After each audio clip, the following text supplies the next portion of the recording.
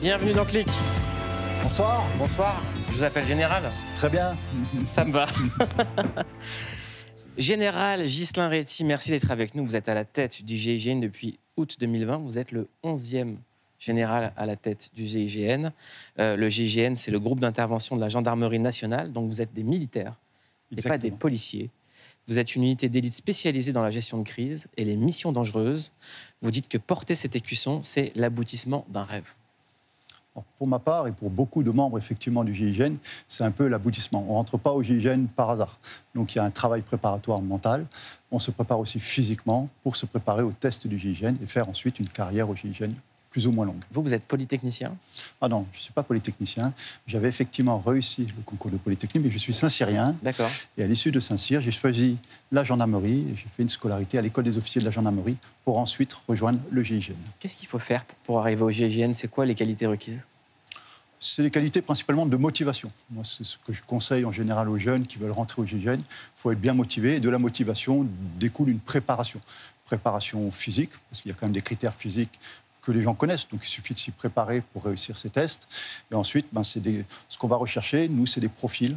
Donc c'est avec une intelligence émotionnelle, un quotient relationnel, une capacité de travailler en groupe, une capacité d'adaptation en permanence. C'est ça un peu le profil type du militaire. Il y a un niveau d'études requis? Alors, pour rentrer en gendarmerie, puisqu'il faut être gendarme pour rentrer au GIGN, il faut avoir le bac. Donc en fait, le GIGN est ouvert à tout bachelier.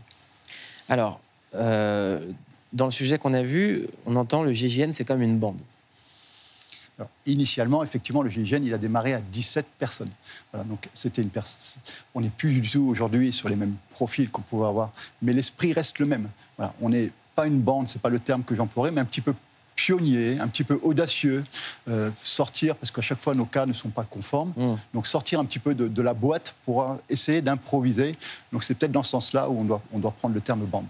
Il y a à peu près 1000 officiers du GIGN, et dans 12 pays. C'est quoi les autres pays? Alors, en fait, il y a 1000 membres au GIGN. Ouais. Le GIGN, il y a une unité centrale à Versailles, et ensuite il y a 14 antennes, 7 en métropole et 7 outre-mer, environ entre 30 et 50 militaires par antenne. Et ensuite, on est présent dans une dizaine de pays à l'étranger. On est présent principalement pour la protection de l'ambassadeur dans les pays les plus sensibles. Donc c'est au Pakistan, c'est en Irak, c'est en Ukraine, c'est en Libye. Et là, on l'a encore redémontré en Haïti dernièrement, où on a renforcé la sécurité de l'ambassadeur lors de l'évacuation des ressortissants. Quel est le pays où ça chauffe le plus en ce moment? Actuellement, le pays, c'est Haïti. Ouais. Depuis une semaine, les gangs qui ont repris un petit peu le pouvoir avec des émeutes un petit peu tous les jours et tous les soirs. Donc oui, Haïti, aujourd'hui, c'est vraiment la zone la plus sensible. Et quel genre d'intervention doit faire le GIGN à Haïti? Alors, nous, on est vraiment au départ sur la mission de protection de l'ambassadeur. Parfois, on participe aussi à la protection de l'ambassade, parce que c'est un tout, et de sa résidence. Et là, pour l'évacuation des ressortissants, on a aidé effectivement à aller chercher ponctuellement des ressortissants français qui étaient soit des personnes âgées, soit des personnes un peu plus fragiles. On est allé les chercher pour les amener au point de regroupement, pour qu'ensuite les armées puissent les extraire et les ramener sur un porte-avions. Vendredi à 21h, Canal+ Doc va diffuser les 4 premiers épisodes de la série documentaire GIGN Unité d'élite. C'est un documentaire réalisé par Philippe Baudet, Nicolas Coteau et Frédéric Descossas, avec des images d'archives d'opérations réelles, des entraînements et des reconstitutions. Il y a également des anciens membres qui témoignent. 8 épisodes, 8 opérations, des opérations très variées. Et dans le documentaire, on suit le GIGN lors de la traque des frères Kouachi, après les attentats du 7 janvier 2015. On découvre le dispositif et on regarde.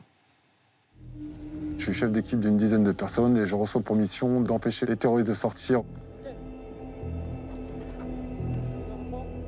Mon équipe est composée de 2 trinômes équipés de boucliers, un infirmier et un dépiégeur.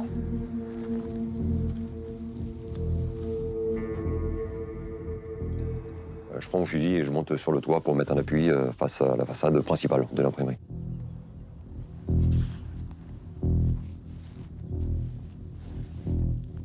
On surplombait l'imprimerie et on avait une vue complète du terrain, quoi. On s'installe dans un site industriel pour faire un PC et on va organiser le dispositif. Qu'est-ce qu'on sait? Qu'est-ce qu'on a? Et au début, c'est compliqué. On sait qu'il y a quelqu'un à l'intérieur qui a appelé, a priori le patron de l'imprimerie, et on n'en sait pas plus. Donc là, on est sur la traque des frères Kouachi. Quel souvenir gardez-vous de ce jour-là? Comment ça a démarré? Il faut savoir qu'en 2015, je n'étais pas au GIGN. D'accord. Donc, je n'ai pas vécu cette séquence du GIGN. Donc, je l'ai vécu principalement un petit peu comme tout téléspectateur. Mais après, par contre, j'ai eu des retours d'expérience. Ce qu'il faut retenir, c'est d'abord, c'est une traque. Donc, au début, on ne sait pas où il est. Et la première chose à faire, et ça, c'est le rôle des forces de sécurité intérieure, c'est de le trouver, de le localiser, et ensuite, on essaie de le fixer. Une fois qu'il est fixé dans un bâtiment, dans un site, donc il y a ensuite, on peut déplacer les unités d'intervention spécialisées qui, elles, vont mettre en place un dispositif. Donc, ça va être des tireurs d'élite. On peut mettre en place de la négociation, des moyens d'acquisition du renseignement pour éventuellement soit obtenir sa reddition et, in fine, monter un assaut pour obtenir sa neutralisation. Il s'est passé quelque chose dans cette négociation. C'est l'intervention de la télévision. On regarde. On pense qu'on va pouvoir leur parler parce qu'ils ont des choses à dire, notamment la revendication, le symbolique. Et on ne va pas les appeler sur leur téléphone portable, on va les appeler sur des postes, on sait où ils sont comme ça. Ça sert à ça, c'est un outil, la négociation. Sauf que patatras, dans la matinée, BFM appelle l'imprimerie, les frères Kouachi revendiquent leur action. Nous, on te dit juste qu'on est les défenseurs du prophète. Et que j'ai été envoyé, moi, Chérif Kouachi, par Al-Qaïda du Yémen. Et que c'est Cheikh Anwar al-Walki qui m'a financé. Pour nous, c'est une grande colère. On est complètement dépités parce que c'était un des éléments qui permettait de prendre contact. Et donc là, pour nous, c'est fini.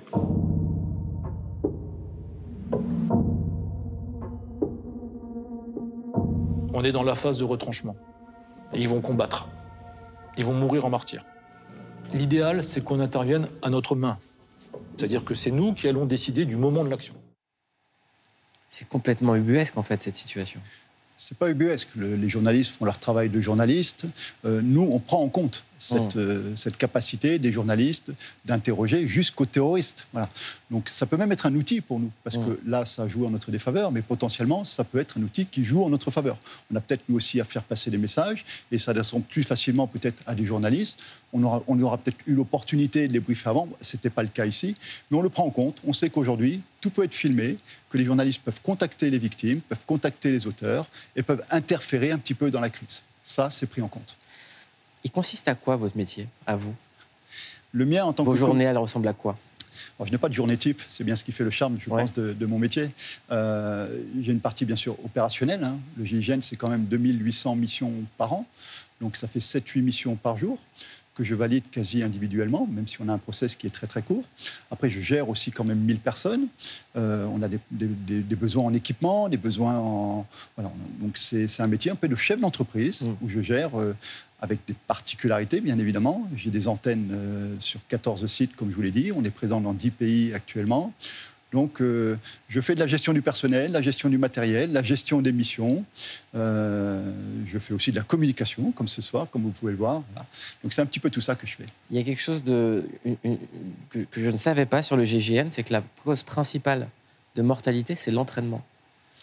Oui, effectivement, on a perdu 13 personnes au GIGN depuis sa création. Et sur les 13 personnes, il y en a effectivement 10 qui sont décédées en entraînement. On a des entraînements le plus réalistes possible.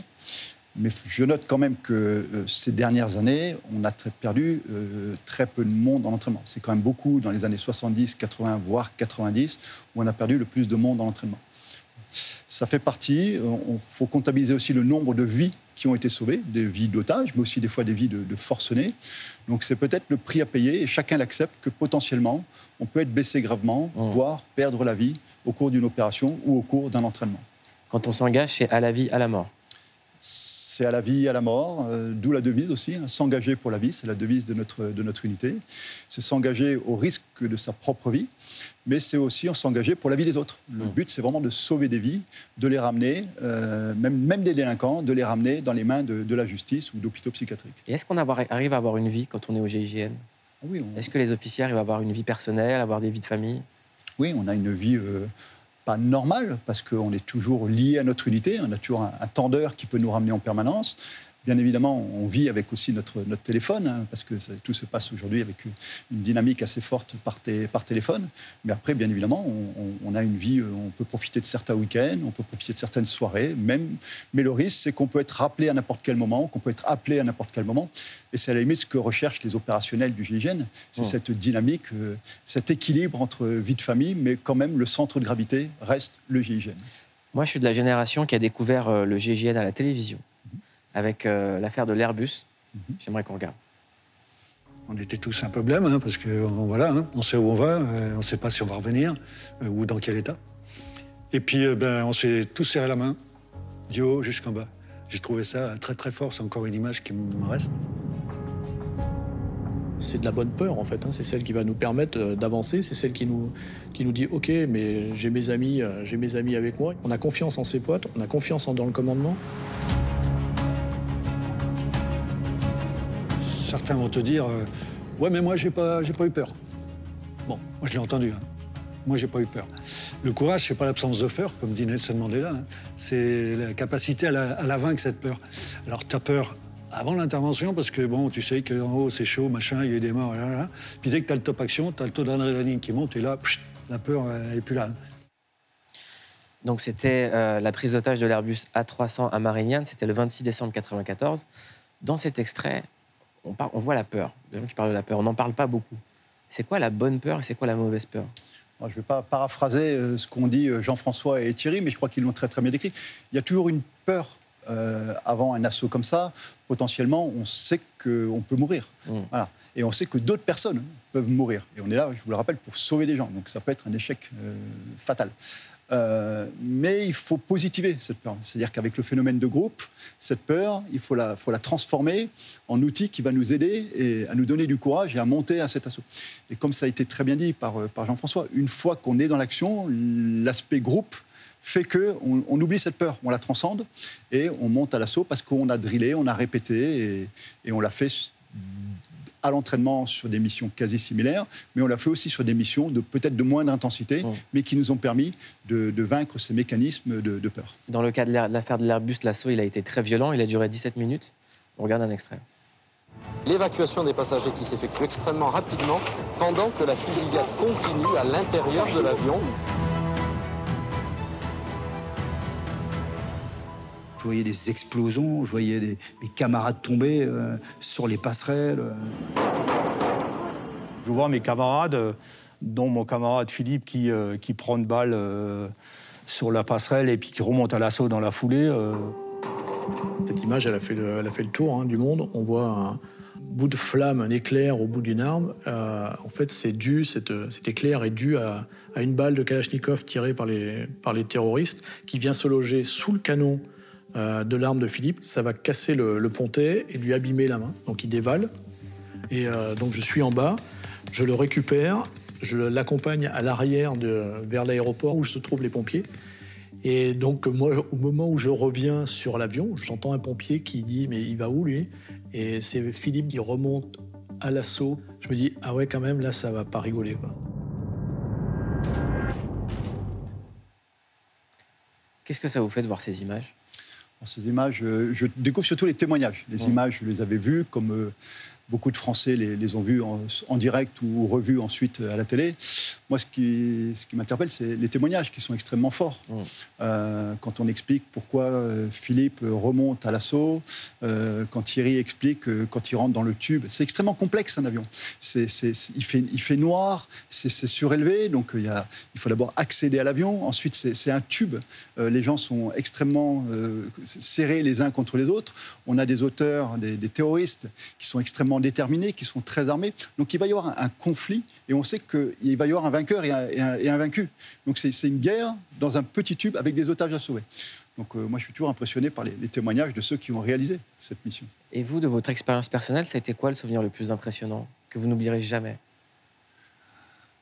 Ce qu'on n'oublie jamais, c'est pas forcément dans les missions. Parce que dans les missions, on le vit au quotidien, etc. Moi, ce que j'oublierai jamais, c'est la mort de camarades, même si je ne les ai pas vécus en direct, j'ai eu à les gérer ou à être à l'unité pendant ces moments-là. Ça, c'est les moments les plus forts, c'est les moments les plus durs. Oui. Dans ces cas-là, c'est vous qui devez l'annoncer ? Oui, c'est le rôle du chef du GIGN de l'annoncer. de l'annoncer à la famille, de l'annoncer aussi à ses camarades. Et ensuite, oui, c'est le rôle du chef. On y va en général avec des proches camarades qui connaissent la famille, peut-être mieux que le chef. Ça vous est arrivé en 2023 ? Ça m'est arrivé en 2023, ouais. Mais là, la particularité, c'est que c'était en Guyane. Donc il y a quand même un décalage géographique. Donc ce n'est pas moi qui ai annoncé le décès à Madame Blanc, c'est le patron de la gendarmerie de la Guyane qui l'a annoncé avec le commandant de l'antenne. On sait que vous êtes préparé à l'éventualité de mourir. Est-ce que les familles le sont ? Quand on rentre au GIGN, c'est une affaire de famille. Donc les épouses, même des fois les parents ou les enfants, s'ils sont assez grands, savent le risque que l'on prend, savent les risques qu'on prend même au quotidien. Donc, et on ne pourrait pas vivre notre métier passion sans que les familles soient conscientes de tous ces risques.